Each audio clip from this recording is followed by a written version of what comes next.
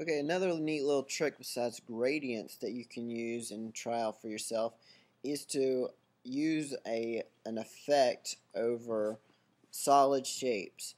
So I'm going to actually go to the rectangle tool and go down to the ellipse tool. The shortcut key is just hitting the L on your keyboard, as you see there.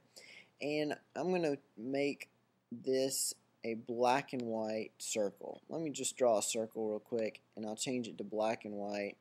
Actually, I just want white. I'm sorry, just a white filled circle.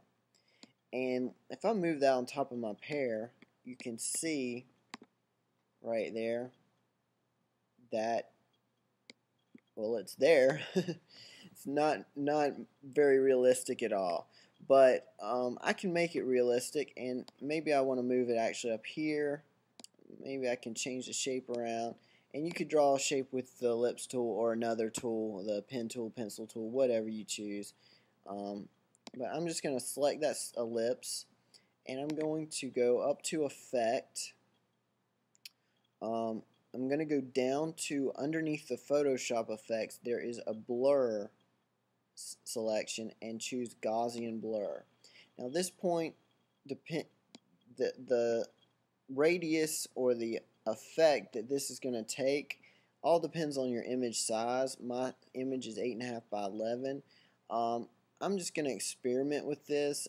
I'll try about 20 for this size document. You may have to do a lot less. You may have a lot more. But when I hit OK, it should blend right in, or blend in a lot more. And you see it kind of does. So it kind of does the same effect that my gradient did, except it's two pieces. And I could actually put that on top of the gradient and have a different effect. And I can also reshape it after. So you can see it's kind of like it's a really shiny pear. I can go to Effect, Blur, and Gaussian Blur, and it's going to apply a new effect on top of that effect. So you got to be a little careful when you're doing this, because it's going to keep multiplying itself. And you can also go Effect, Apply Gaussian Blur, and it'll automatically do whatever your last settings were. Nice thing about this, though, is you can move it around, and you can change the way it reacts with your image.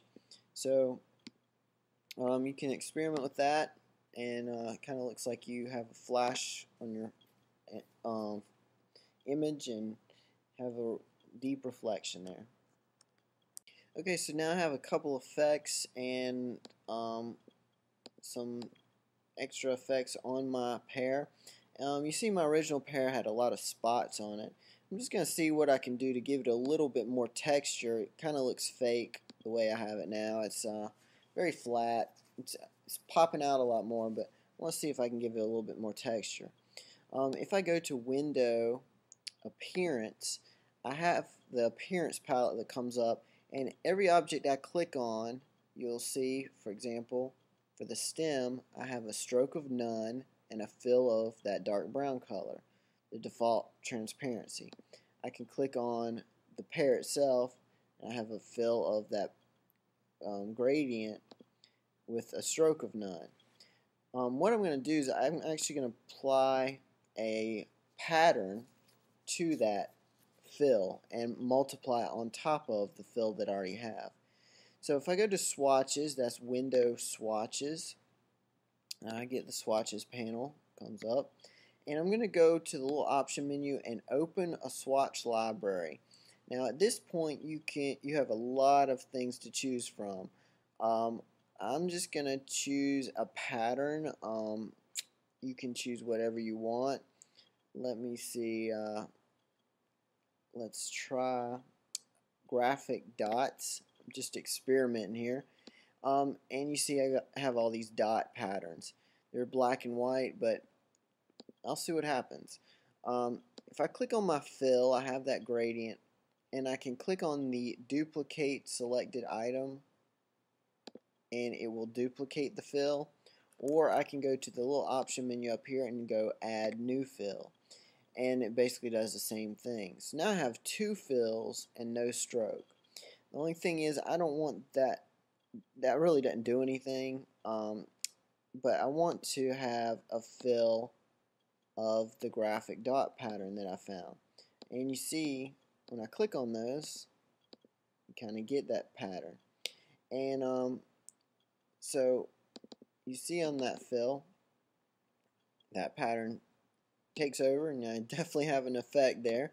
But what I want to do is actually change the transparency of that one fill. So let me actually go, let's see the best way to do this. Window transparency probably would be the easiest way. So go window transparency, and you get your transparency palette, and I'll pull that out as well. And you see my opacity is 100%. If I back that down, that's 13%. You see I have that effect in the background. Still a little iffy, but I can experiment with my other graphic dot patterns and might find one that kind of works for me.